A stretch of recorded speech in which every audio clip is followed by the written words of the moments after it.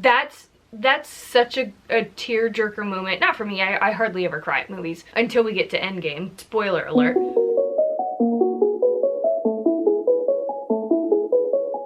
Hey guys, welcome back for another magical movie review. It's me, Magic by Molly. I'm excited to be here for another week of the Marvel Cinematic Universe series. We are watching this series in chronological order, and last week we finished up Iron Man 2. So this week we are continuing with The Incredible Hulk. He likes to get behind the curtain, so he doesn't care. I decided to put together a really quick Hulk bound today wearing my vegan-ish shirt, which for whatever reason I thought was going to be the most hilarious thing, which I still do for The Incredible Hulk. And I got this from Pineapple Vegan. They are a Black-owned business that sells vegan clothing. They also sell the most amazing liquid gold, which is kind of like nacho cheese-esque. I love it. It's so great. So I'll put a link below for their page. And of course, as always, did a little uni-glitter in some purple unicorn just to bring the whole look together. You're welcome.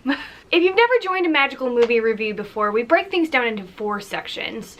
We talk magical moments, which are things that I really like about the movie, or funny moments, things just that bring me joy. We also talk enchanting efforts, which are kind of like the cons, but we like to stay a little bit more positive here on Magical Movie Review. So they may be things that are confusing or that just don't land very well with me. And we also select a VMP, or a very magical person, that wins the episode. And last, I will list out my rankings of the series that we're in so far. So stick around to see where The Incredible Hulk falls on my list. While we're at it, go ahead and hit that subscribe button and the little bell notification dingle dongle, I think it's on this side actually, so that you can be notified every time a magical movie review gets posted. Alright, so let's start off with magical moments. Honestly, this movie is good. I like this movie. I grew up watching The Incredible Hulk. When I was growing up, it was Eric Bana that played the Incredible Hulk, so it was hard for me to accept that his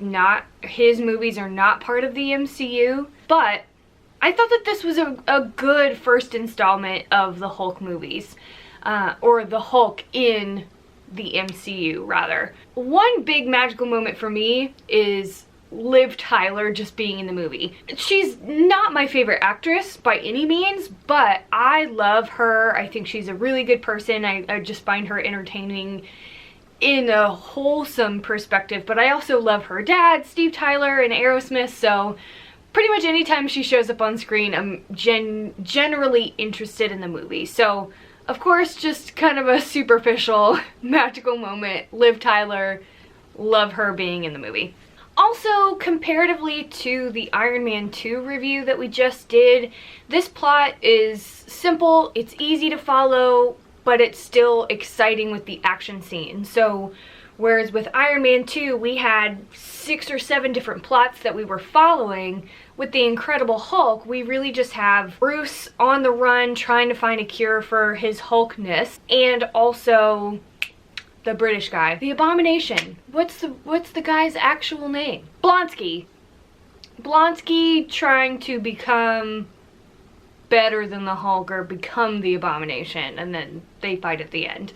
I think the plot is easy to follow. It's a feel-good action movie. There's a lot happening. The plot is straightforward. It's easy to follow. You're not getting lost in all of these crazy side projects that are happening. Of course, I think this is one of my favorite Stan Lee cameo movies, where he drinks the soda that comes from the plant that Bruce works in, where he drinks a little bit of the Hulk blood and gets the Hulk sickness, or whatever they decide to call it. That's the funniest one, and it's the most immersive one that Stan Lee is in. So to me, every time I see him in this movie, it makes me very, very happy. Whereas in other movies, he may have a few more cameos, or maybe he has more lines. Sure, but this one feels like he's actually being immersed into the movie itself, like he's actually part of the plot, which is really, really cool. One thing I also really enjoy is,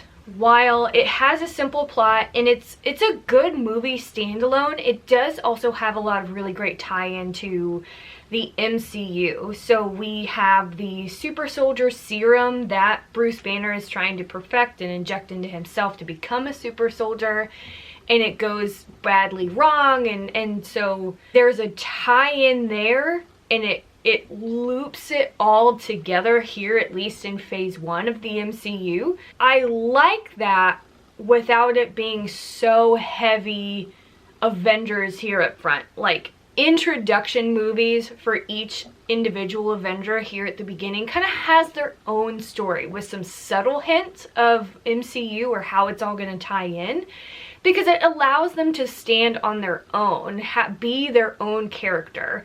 And that is a really big reason why the Incredible Hulk is such a fan favorite as an Avenger, as a character, because we have this great setup for him and this backstory to be able to really carry us through the rest of the MCU when plots really start getting tangled. So I like that it has its own story, really, but then also you've got a few hints. And then, of course, adding on to that, you've got Tony Stark coming up to General Ross there at the end, kind of telling him about the Avengers project, which kind of bookends it, right? Like, we've got heavy MCU in the very beginning where he actually does the experiment, goes wrong, runs away. Chaos ensues, and then you've got Tony Stark coming up in the rear with, hey, guess what? We've got more Avengers coming at you.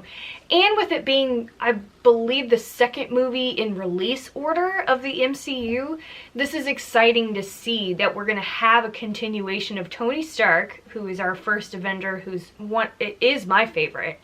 And it also just really sets us up for future movies. And then, of course, it goes without saying that the big magical moments for me are all the fight scenes, especially between Hulk and Blonsky in the park. When Hulk saves Betty, that's such a tearjerker moment. Not for me, I hardly ever cry at movies until we get to Endgame. Spoiler alert. And then at the end, when Blonsky becomes the Abomination, and they have that fight in Harlem, then it's just incredible to see these massive creatures like going at it, who literally are of incredible strength, putting each other through like the most ridiculous fight you've ever seen. It's getting us a little bit more excited about these big fights that are coming between the Avengers themselves. I will say, for 2008, when I watched it for the first time, I thought that the CGI was really, really good. I still think it holds up relatively well. Not so much like Harry Potter and the Sorcerer's Stone. Granted, that was 7 years earlier, but we've still come a long way. So even as much as technology has changed and evolved between 2008 and today, I think the CGI holds up. I think it still is a great looking movie, and we can still write it off as a good film. Now, for Enchanting efforts, I think it's a good movie. I don't think it's a great movie. I think it's one of those, like, if I'm scrolling live TV, which I hardly ever do when it's on, I'll probably stop and watch it. Like, it's something that it's reliable. Let's say that. It's a reliable movie. But in no way am I completely shocked throughout the entire film. With a simple plot, it is a little bit predictable. Of course, the Hulk is gonna love Betty. Like, that's instilled in his DNA. Of course, the rogue soldier is going to be the one that tries to become the next Hulk and, like, bust out of his clothes. Like, we knew that that's going to happen. I don't know. Like, there's nothing about the plot that's really surprising, which is refreshing. It makes for a good movie. It's easy to follow, especially if you have a younger audience, but for the more mature audience that is ready for the more intricate stuff, it's just okay. Now, Edward Norton is not my favorite Hulk. I just don't know if I really feel it from him. I think a little bit of his real life personality comes into it, which from what I hear is a little bit arrogant, especially knowing what I know or what has been speculated about his involvement with the movie, starting to be a little bit more controlling. He's kind of started taking over the writing and the directing, and ultimately he did himself in for not being invited back to play Bruce Banner again in the later films. Of course, I didn't know that growing up watching the movie, but now that I know that and kind of watching it, it seems obvious, and it explains a lot why I don't super love him playing the Hulk. Or playing Bruce Banner, that is, because you really can't have anybody playing the Hulk, I guess. While I love Liv Tyler, I don't think their on-screen chemistry is very good either. I think it's because Liv Tyler is so good at on-screen chemistry. Almost every movie that I see, she has a very similar love language. Like, she looks at everybody the same, and it's easy to believe that she's in love with the person that's in the film with her. But in this movie, it doesn't feel like that feeling is reciprocated in the same way or as passionately. Like, of course we know because it's written into the dialogue, but if it wasn't in the dialogue, I don't know if I would know it. Edward Norton and Liv Tyler having scenes together. I feel it more when it's the Hulk and they're drawing the emotion on his face and he's protecting her in the cave than I do when they're like, when she's basically like taking care of him after he hulks out. So I just don't think that their love is that believable. Now, the last thing that I'll say for Enchanting efforts, Mr. Blue, who ends up being Dr. Stearns, I think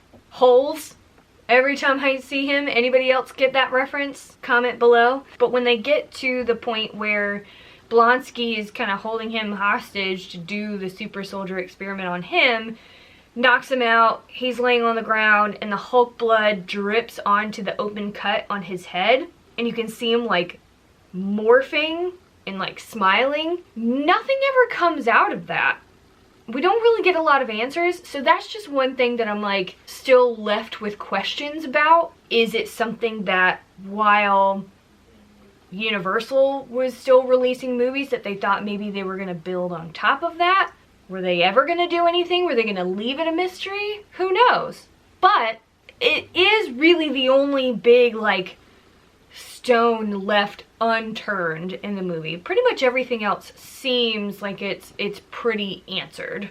I didn't know who I wanted to pick for my VMP. There wasn't anybody that immediately stood out, and I was gonna choose Tony Stark just because it's a good default and he's only in the movie for maybe about 5 minutes. Yeah, I don't know. I don't think anybody really wins the movie for me. I think maybe Betty kind of pulls ahead just a little bit because of course Liv Tyler, but also she stands up to her father. Like, she stands up for what's right versus having the comforts of a rich father who can take care of her and basically fund whatever kind of research she wants. And of course she's just a good person. She takes care of Bruce when he's down and helps him find Dr. Stearns or Mr. Blue so that they can kind of continue the conversation. And then of course just keeps his identity secret from the world. There's not very many people who know who the Hulk actually is. I'm gonna go with Betty, but it feels like a cop-out. I apologize. If you guys have anybody that you feel like really stands out to you, let me know,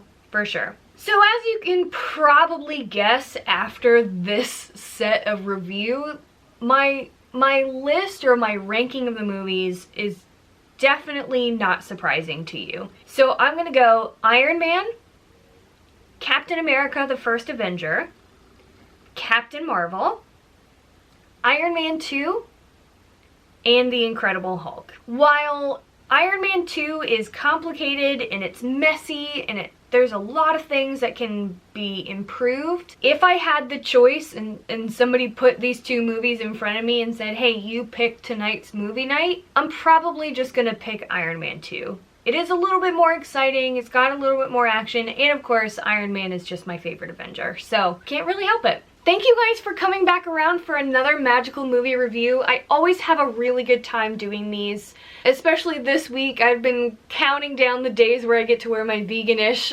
shirt.